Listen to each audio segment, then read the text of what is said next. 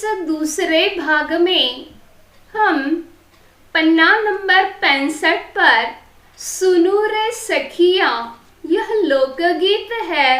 इस लोकगीत का अध्ययन करते हैं। चलिए सबसे पहले मैं इस लोकगीत का पठन करती हूँ। देखिए, शब्द सुनने पर शायद आप लोगों के लिए यह नई शब्द लगेंगे, कुछ थोड़ी सी भाषा भी अलग लगेगी। यह प्रत्येक राज्य की हिंदी की अलग अलग बोलियां हैं। उन्हीं बोलियों का परिचय हमें यहाँ पर मिल जाता है। देखिए, आइल बसंत के फूल रे सुनू रे सखिया, सरसों सरसाइल अलसी अलसाइल, धरती हरसाइल, कली कली मुस्काइल, बन के फूल रे सुनू रे सखिया, आइल बसंत के फूल रे। खेत बन रंग गईल, तन मन रंग गईल, ऐसन मन भइल, जैसे इंद्रधनुष के फूल रे सुनू रे सखिया, आइल बसंत के फूल रे। अखियां कजराइल, सपना मुस्काइल, कंठ राग भराइल, बगिया फूलल यवन फूल रे सुन रे सखिया, आइल बसंत के फूल रे। बहे मस्त बयार, झरझर झरे प्यार, रंग गईल तार तार, हर मनवा गुलाब के फूल रे सुनू रे सखिया, आइल बसंत के फूल रे। बगिया मुस्काइल, कली कली चिटकाइल, भौरा दल दौड़ी आइल, गौरैया के माथे करिया फूल रे सुनू रे सखिया, आइल बसंत के फूल रे। आँख चुभे कजरा, कांट भय से जरा, आंसू भीगे अंचरा, पिया बो गए बबुल के फूल रे सुनू रे सखिया, आइल बसंत के फूल रे। देखिए, अब कुछ शब्दार्थ मैं आप लोगों को बताना चाहूंगी। शब्द देखिए आए हुए शब्द और शब्दों का अर्थ यहाँ पर आप लोगों के लिए लिखे हुए हैं। पहला शब्द आइल, आया, सरसाइल, फूलों से लदना, हर्षाइल, हर्षित होना, आनंदित होना, मुस्काइल मतलब मुस्कुराना, गईल, गया और भइल, हुआ, जैसे जैसे। देखिए अर्थ अब यहाँ पर आइल बसंत के फूल रे सुनू रे सखिया। कविता की लोकगीत के पहले ही शब्द में बसंत ऋतु का वर्णन है, यह आप समझ रहे हैं। भारत देश में बसंत, ग्रीष्म, वर्षा, शरद, हेमंत, शिशिर यह 6 ऋतु माने जाते हैं। ऋतुओं का परिवर्तन होता रहता है। ग्रीष्म में मनुष्य सूर्य की तीव्र उष्णता, तो शरद में कड़ाके की ठंड, वर्षा में अधिक वर्षा की परेशानी। इसके विपरीत बसंत ऋतु में वातावरण इतना सुवासित और सुमधुर होता है कि संपूर्ण जनमानस में इस बसंत ऋतु को ऋतुराज कहा जाता है। ऋतुराज बसंत ऋतुओं का शिरोमणि है। फाल्गुन माह से लेकर बैसाख माह तक बसंत ऋतु रहता है। ऋतुराज बसंत का आगमन बच्चे, बूढ़े, युवक, प्रत्येक वर्ग के लोगों के लिए बड़ा सुखदायी होता है। ऋतुराज बसंत के आगमन पर संपूर्ण धरती मानो खुशी से झूम उठती है। पेड़, पौधे, फूल, पत्तियां सभी ऐसे लगते हैं मानो बसंत के आगमन पर खुशी से नृत्य कर रहे हैं। उसी बसंत का वर्णन एक सखी, सहेली अपने दूसरी सखी के पास कर रही है और बसंत के कारण सृष्टि में आया हुआ परिवर्तन, इस बात का वर्णन करती हुई वह अपनी सखी से कहती है, सुनो रे सखिया, सरसों सरसाइल अलसी अलसाइल।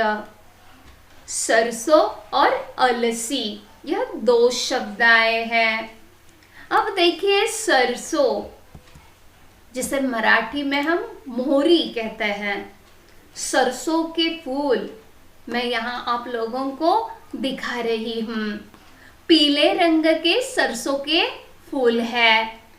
अब देखिए, इसी बसंत ऋतु के आगमन पर यह सरसों आ जाती है और सरसों की फसल जो है जब रहती है, पूरा खेत पीले रंग का हो जाता है। सरसों सरसाइल, सरसाइल मतलब फूलों से लद जाना। सारी फसल, सारा खेत पीला हो गया है, सुनहरे रंग का दिखाई देता है। सरसों तिलहनी फसल है। राजस्थान, पंजाब, मध्य प्रदेश, उत्तर प्रदेश, बिहार, उड़ीसा, पश्चिम बंगाल, आसाम, इन प्रदेशों में सरसों की फसल की जाती है और ये सरसों बसंत के आगमन पर ही चारों तरफ फूल जाती है, फूलों से लद जाती है। दूसरी है अलसी अलसाइल। अलसी अलसाइल मतलब अलसी भी पूरी तरह से चारों ओर फूलों से लद गई है। अलसी के फूल देखिए किस रंग के हैं। अलसी, यहाँ अलसी के फूल है, नीले रंग की ये अलसी के फूल दिखाई देते हैं। अलसी भी तिलहनी फसल है और अलसी से भी तेल निकाला दिया जाता है। अलसी के तेल का उपयोग, यह ज्यादा जानकारी के लिए मैं आप लोगों को बता रही हूँ। सरसों, अलसी, ये यदि समझ जाता है तो कविता का भावार्थ लिखने में आप लोगों को आसानी प्राप्त होगी। यानी अलसी ये भी क्या है, तो तिलहनी फसल है। अलसी के तेल का उपयोग खाने के लिए नहीं किया जाता, बल्कि दवाइयाँ, पेंट, स्याही, साबुन, दीपक जलाने के लिए अलसी का उपयोग किया जाता है। और ये अलसी भी बसंत के आगमन पर ही चारों ओर फलित होती हुई दिखाई जाती है। कली कली मुस्काइल बन के फूल रे, सुनु रे सखिया, आइल बसंत के फूल रे। बसंत के आगमन पर इस तरह से चारों ओर सरसों के पीले फूल ऐसे खिल गए हैं मानो धरती ने पीला घूंघट ओढ़ लिया है।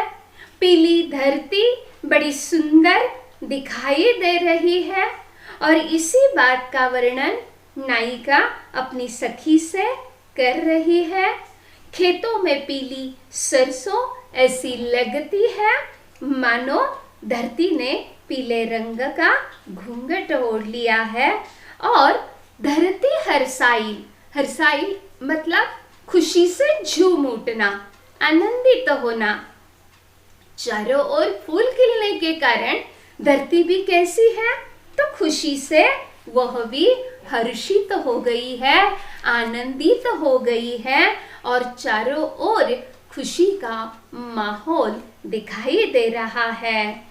पेड़ पौधे फूल पत्तियां सभी ऐसे लगते हैं मानो बसंत के आगमन पर वे नृत्य कर रहे हैं। रंग बिरंगी पुष्पों के खिलने का ऋतु वसंत ऋतु ही होता है।